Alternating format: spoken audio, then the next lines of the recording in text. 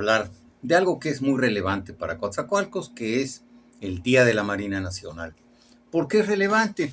Bueno, para empezar, porque es un puerto. También porque en Coatzacoalcos fue el lugar donde se conmemoró por primera vez el Día de la Marina Nacional. ¿De qué se trata? Bien, hay un decreto que dice que para que un barco pueda tener bandera mexicana, su tripulación tiene que ser enteramente mexicana. El decreto es viejo, pero se le ocurrió al general, al presidente Ávila Camacho, general Ávila Camacho, que debería hacerse el 1 de junio en Coatzacoalcos. ¿Por qué razón? Bueno, porque con anterioridad ya los principales de Coatzacoalcos habían ido a visitar al presidente Ávila Camacho, explicándole que en un año, durante 1942, no recibieron ni una sola embarque, ni un solo buque comercial. Y siendo Coatzacoalcos un puerto comercial y la ciudad que vive del comercio de estas mercaderías y de aprovisionar los barcos, de repente estaba muriendo su economía. Era la situación más triste que tenía Coatzacoalcos en su historia. Entonces Ávila Camacho decidió que eso se celebraría y para 1943 programó inaugurar un faro para conmemorar el Día de la Marina Nacional, pero también unas escalinatas y un malecón, una calzada del malecón perfectamente apta para embellecer una ciudad que tenía que mostrarse alegre y digna para precisamente reanudar el comercio tan importante para Coatzacoalcos. Este es así como que el contexto histórico, pero ¿por qué? ¿Por qué? ¿Qué más hay dentro de todas estas cosas que hacen importante? Bueno, pues usted habrá visto que en Allende ahí está ese faro. El faro se llama Lucio Gallardo y Pavón. Y se llama así en conmemoración al comandante del buque Las Chuapas, que fue hundido por los alemanes en el año de 1942. Y bueno, siendo una figura relevante y siendo de la región, el teniente de navío Lucio Gallardo y Pavón, pues se decidió darle esa dignidad al faro, que la conserva y que además pues también nutre a la región pues de esa dignidad patriótica que tiene precisamente el haber defendido, el haber arriesgado la vida y en este caso haber perdido la vida para obedecer las instrucciones del gobierno de la República. Bueno, pero ¿por qué? ¿Por qué lo hunden? ¿Por qué los alemanes hunden a barcos mexicanos cuando México no era un país beligerante? Bueno, vamos a ver esa explicación con calma. A Italia le pagó con dos barcos grandes. Italia tiene excelentes astilleros, le pagó con dos barcos nuevecitos, impecables. Y Alemania le pagaba a México con material agrícola, con tractores, etcétera, que también permitían, pues precisamente esa revolución del campo que hizo el general Lázaro Cárdenas. Que además al hacer esa expropiación, Lázaro Cárdenas iba en un proyecto nacional de hacer producir al campo, otra cosa que queda descuidada dentro de los trogloditas que ahora administran el país. Pero vamos platicando más. La explicación de por qué se hunden esos barcos es muy sencilla. México tenía, cuando viene la expropiación petrolera, México pues tenía las propiedades del petróleo desde 1915, cuando el, presidente, el presidente Carranza da o decreta, porque es un decreto dado en Veracruz, que el petróleo y todo lo que está en el subsuelo es de la nación. Y las empresas que lo extraen deberán pagar ese derecho a las cajas de la nación. Esto impactó en todo el país y aquí en Izhuatlán, que estaba la comandancia, la administración del Águila, pues también suspendieron, precisamente porque, aunque argumentaban que sus pozos habían empezado a perforarse antes de 1915, sabían que tenían que obedecer esto. Pero cuando viene la expropiación, las cosas fueron dándose de una manera muy singular, porque no fue una expropiación a capricho, no fue una expropiación al estilo de las que han visto en Cuba o en Venezuela, que son países que se han permitido hacer expropiaciones y no indemnizar a los propietarios de las instalaciones. Es cierto, desde 1915 lo que hay en el subsuelo es de la nación, pero no todas las instalaciones, todas las tuberías, los equipos de perforación, el equipo rodante para transportar, etcétera, etcétera, maquinaria, todo eso era propiedad de las compañías. Entonces Lázaro Cárdenas, cuando expropian, se da cuenta de que viene un momento coyuntural muy fuerte, porque esas compañías se niegan a comprar el petróleo producido en México. Y México tiene que desarrollar toda una tecnología para poder hacer bien su trabajo, sobre todo la producción de gasolinas. Y así es que a través del Instituto Politécnico Nacional, que se crea también por Lázaro Cárdenas, se descubre el plomo tetraetilo o el tetraetilo de plomo, que sirve como antidetonante para las gasolinas, y se empieza a poder producir gasolina, precisamente librando las burlas prepotentes, sobre todo de los ingleses y también de los estadounidenses. Entonces se logra hacer eso, pero México establece inmediatamente relaciones tanto con las compañías inglesas como con las compañías estadounidenses y hacen un avalúo y México da un primer pago y se compromete a pagar lo que expropió, que ese es precisamente el valor del socialismo mexicano que hubo en la época de Lázaro Cárdenas, que eran conscientes de que las propiedades expropiadas, cabe usar esa palabra, los recursos expropiados se tienen que pagar y lo paga.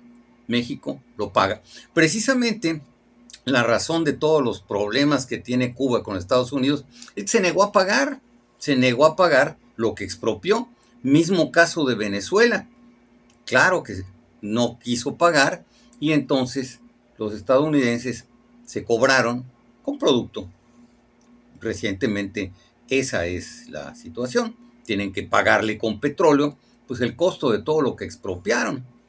México no, México en ese sentido estuvo muy bien, pero como no le compraban, porque también tanto los estadounidenses como los ingleses, pues no son precisamente hadas bienhechoras, y en esa época beligerante, son combativos, se negaron a comprar y México hizo algo muy astuto. Empezó a venderle petróleo a las potencias del eje, principalmente a Alemania y a Italia. Esto es importante tenerlo presente y hay una relación de estos barcos. Precisamente se quiso honrar a la memoria de estos barcos petroleros que, que fueron hundidos por los submarinos alemanes. Fueron varios barcos que esto es lo que pasó. México, muy hábilmente, el general Cárdenas, con la expropiación petrolera, vio que venía una situación difícil con los países a los que se les había expropiado, pues, las instalaciones petroleras que habían puesto y se habían negado a dar el aumento de sueldo. México hizo el estudio adecuado. Este fue Juan Grey Martínez el que lo realiza. Juan Grey Martínez es importante porque fue dirigente de la sección 11 de Nanchital y de ahí lo toma el general Cárdenas para que haga el estudio en todas las instalaciones petroleras que hubo en el país.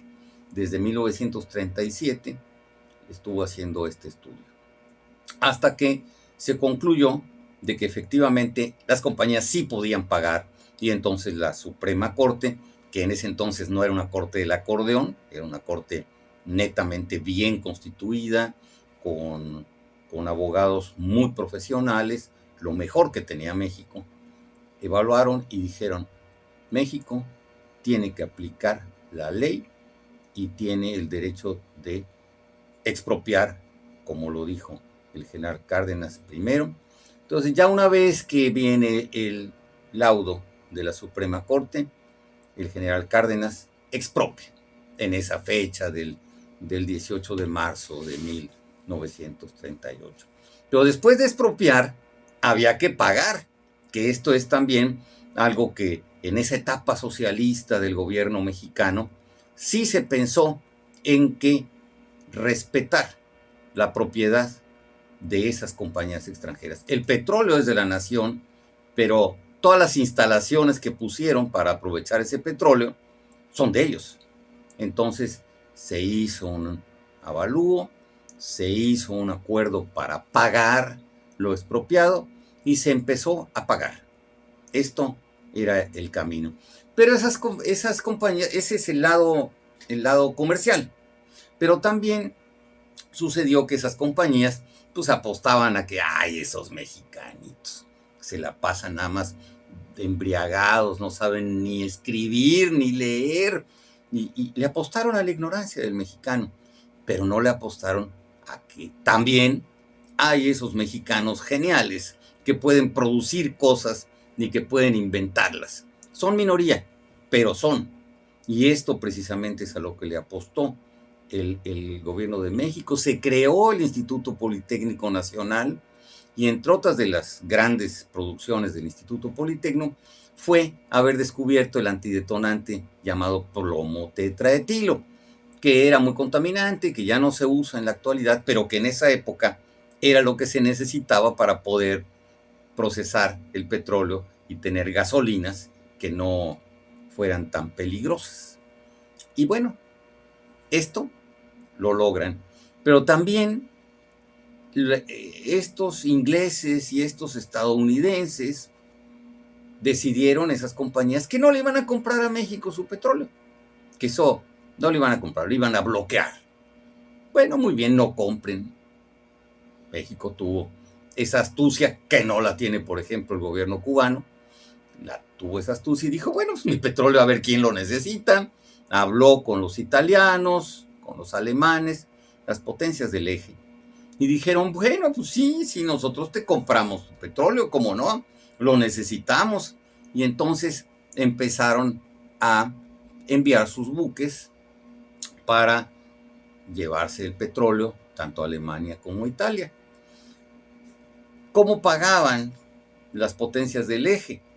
Bueno, Alemania pagó con maquinaria agrícola principalmente, con maquinaria agrícola, tractores y todo lo que se necesita, bombas para perforación, etcétera, para el beneficio del campo mexicano.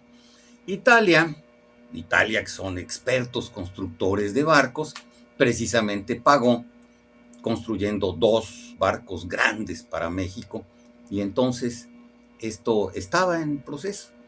Cuando en ese momento los japoneses se les ocurre atacar con sus aviones a un encuadre militar de los Estados Unidos en Pearl Harbor, en la Bahía de las Perlas, y en Pearl Harbor bombardean, y pues es una gran agresión que fuerza a que los Estados Unidos le pidan a México que ya no, que le compran el petróleo, que le compran las gasolinas, que ya no les venda y que participe con México en lo que se llama, o lo que se llamó, la parte de aprovisionamiento para la guerra. Y México no solo aprovisionó precisamente petrolíferos, sino que también se aventuró a participar con el Escuadrón 201 en la Segunda Guerra Mundial, precisamente en la zona del Pacífico. Esto provocó que los barcos que estaban en México, los italianos incautaron los 2 barcos que estaban siendo construidos, barcos grandes, nuevecitos, los incautaron. Y los alemanes, que habían enviado una serie de barcos más pequeños, pero con una capacidad tecnológica muy especial, pues también fueron incautados por el gobierno de México. Y entonces todos esos barcos, y hay una lista que pues proporciona la historia, y es muy interesante, que son los antecedentes de por qué es que Lucio Gallardo y Pavón se convierte en un héroe de guerra. Y bueno, aquí estamos con que alarmó mucho a los mexicanos el naufragio del buquetanque Tamaulipas, que fue atacado por los submarinos nazis en aguas del Atlántico, aguas internacionales.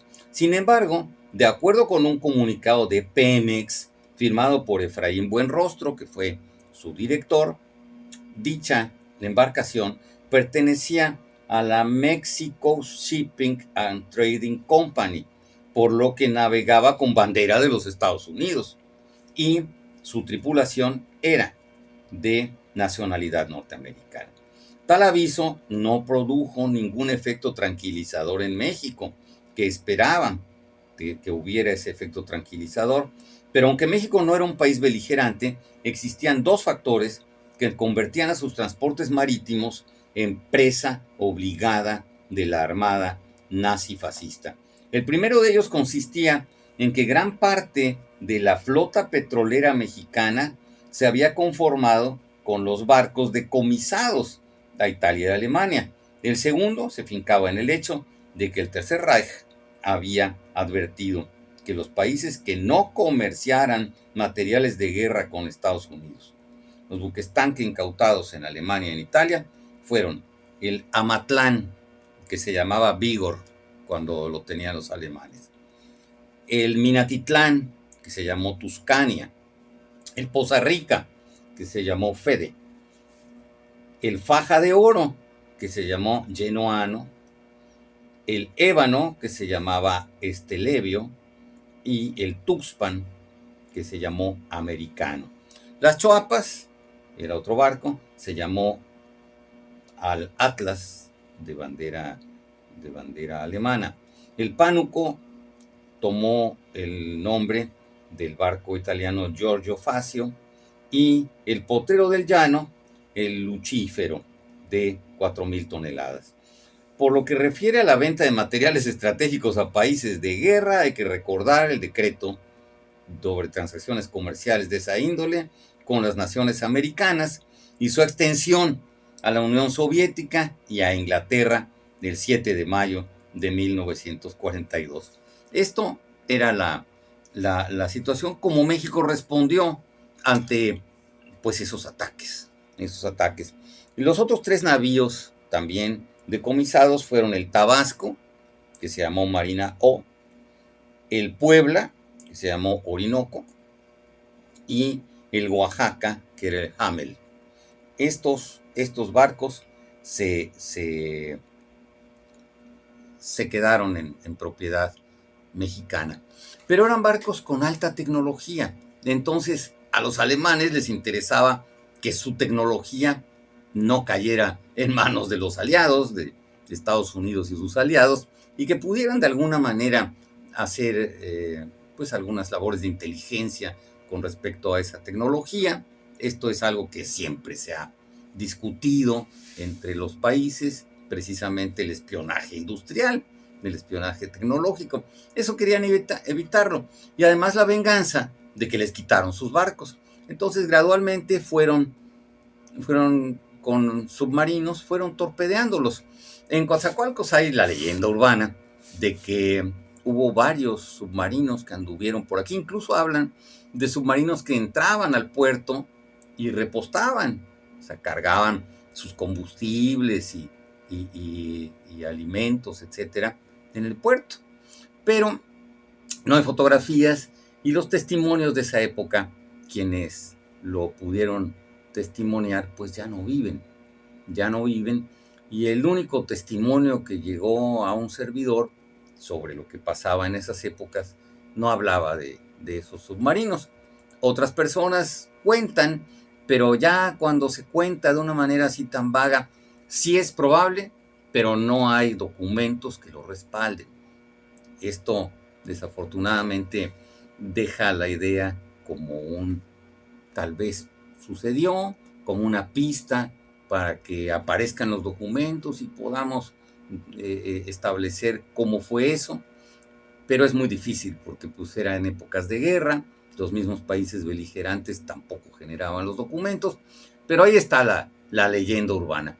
Entonces, uno de los tripulantes del buque fue del buque Las Chuapas, fue el teniente de navío Lucio Gallardo y Pavón, era el comandante del buque, y fue bombardeado, y bueno, pues esto se quiso devolverle a la región, pues el nombre de uno de sus héroes de guerra, que fue el teniente de navío Lucio Gallardo y Pavón. Y por esa razón, siendo de la región, siendo de Acayucan, fue la decisión de poner su nombre al faro, que conserva este nombre, y que bueno, esto es parte de la historia mexicana en Coatzacoalcos.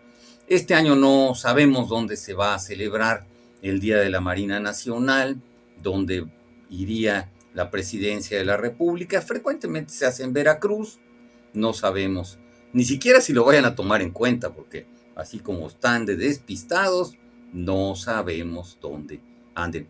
Pero esta información histórica ya la tiene en sus manos.